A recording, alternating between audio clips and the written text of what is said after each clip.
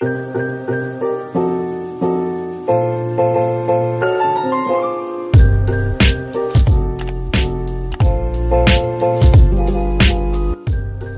anak-anak semua, Assalamualaikum warahmatullahi wabarakatuh. Berjumpa lagi bersama saya, Ibu Safira Khairunisa pada pembelajaran hari ini. Bagaimana kabar anak-anak semua hari ini?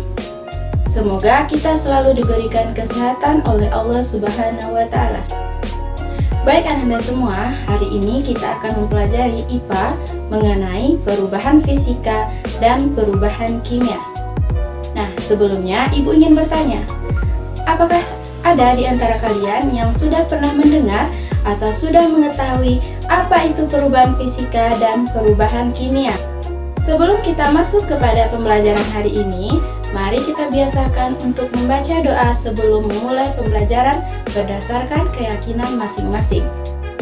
Sekarang, Ibu akan menyampaikan mengenai tujuan pembelajaran kita pada hari ini. Tujuan pembelajaran kita pada hari ini, yang pertama, peserta didik dapat mengetahui pengertian dari perubahan fisika dan perubahan kimia dengan tepat. Yang kedua, peserta didik dapat mengidentifikasi apa saja perubahan fisika dan perubahan kimia dalam kehidupan kita sehari-hari dengan tepat. Oke anak-anak semua, sebelum kita masuk kepada pembahasan yang pertama, apa sih yang dimaksud dengan perubahan fisika dan perubahan kimia? Nah, sebelumnya kita sudah mempelajari mengenai perubahan wujud zat, sifat fisika, serta sifat kimia suatu benda. Sekarang, apakah ada ananda di sini yang sudah mengetahui atau sudah belajar mengenai apa itu perubahan fisika dan perubahan kimia? Nah, betul sekali. Dalam kehidupan kita sehari-hari, dapat terjadi dua jenis perubahan pada suatu benda. Yang pertama, perubahan fisika. Yang kedua, perubahan kimia. Nah, sekarang mari kita bahas mengenai perubahan fisika. Perubahan fisika merupakan perubahan suatu zat yang tidak disertai oleh terbentuknya zat baru. Setelah Ananda semua mengetahui apa tadi pengertian perubahan fisika, sekarang kita masuk kepada ciri-ciri terjadinya perubahan fisika. Yang pertama, materi sebelum dan sesudah perubahan tetap sama. Nah, apa sih contohnya? Misalkan Ananda semua merobek sebuah kertas. Setelah dirobek, materi kertas tetap sama, yaitu sebuah kertas. Namun, yang berubah hanyalah bentuknya saja. Apa contoh lainnya? Contohnya, sebatang kayu diubah menjadi sebuah lemari. Nah, materinya tetap sama, yaitu kayu. Selanjutnya, kita masuk kepada ciri perubahan fisika yang kedua. Ciri perubahan fisika yang kedua yaitu dapat kembali ke bentuk semula atau bersifat reversibel. Nah, apa sih contoh dari ciri yang kedua ini? Sebelumnya, Ananda sudah belajar mengenai perubahan wujud zat.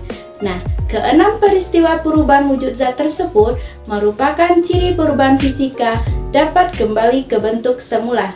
Mari kita contohkan pada peristiwa mencair. Misalkan, Ananda memiliki sebuah es batu. Kemudian, es batu tersebut dibiarkan beberapa saat. Nah, apa yang terjadi? Nah, tepat sekali, es batu akan berubah menjadi air. Namun, apabila kita meletakkan air tersebut ke dalam lemari es kembali, maka air akan berubah kembali menjadi es batu. Selanjutnya, kita masuk kepada ciri perubahan fisika yang ketiga. Ciri perubahan fisika yang ketiga yaitu masih memiliki sifat zat aslinya. Contohnya, dapat kita lihat pada sebuah larutan. Misalkan Ananda semua mencampur garam dengan air, maka akan terbentuk larutan garam. Nah, pada larutan garam kita tetap dapat melihat sifat asli dari air dan kita tetap dapat merasakan sifat dari garam yang rasanya asin. Itulah tadi pembahasan kita mengenai perubahan fisika. Sekarang kita lanjut mengenai perubahan kimia. Apa sih perubahan kimia itu? Perubahan kimia merupakan perubahan suatu zat yang dapat menghasilkan atau membentuk suatu zat baru di mana sifatnya berbeda dengan sifat zat asalnya. Sekarang kita akan melihat contoh-contoh dari perubahan kimia yang terjadi dalam kehidupan kita sehari-hari.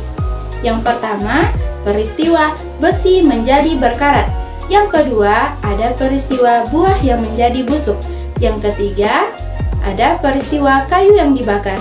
Yang keempat, ada peristiwa susu yang menjadi asam atau basi.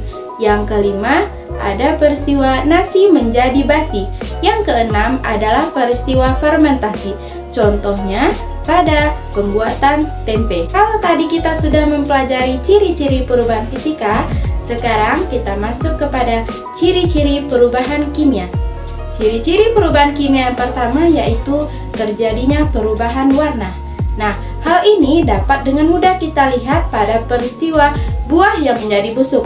Contohnya, buah apel yang kita punya pada mulanya berwarna merah dengan keadaan segar. Kemudian, karena dia biarkan terlalu lama, maka buah akan menjadi busuk. Buah apel akan berubah menjadi warna yang kecoklatan. Sekarang, kita lanjutkan kepada ciri-ciri perubahan kimia berikutnya. Yang kedua yaitu terbentuknya gas. Yang ketiga, terbentuknya endapan. Yang keempat, adanya perubahan energi atau perubahan panas. Oke Ananda semua, hari ini kita sudah belajar mengenai perubahan fisika dan perubahan kimia. Sehingga Ananda diharapkan dapat mengetahui apa itu perubahan fisika dan perubahan kimia, serta dapat mengetahui contoh-contoh terjadinya perubahan fisika dan kimia dalam kehidupan kita sehari-hari. Ibu Safira ucapkan terima kasih kepada Ananda yang sudah mengikuti pembelajaran kita pada hari ini. Semoga ilmu yang Ananda dapatkan dapat menjadi berkah dan bermanfaat bagi kita semua. Sampai jumpa di pertemuan pembelajaran selanjutnya. Wassalamualaikum warahmatullahi wabarakatuh.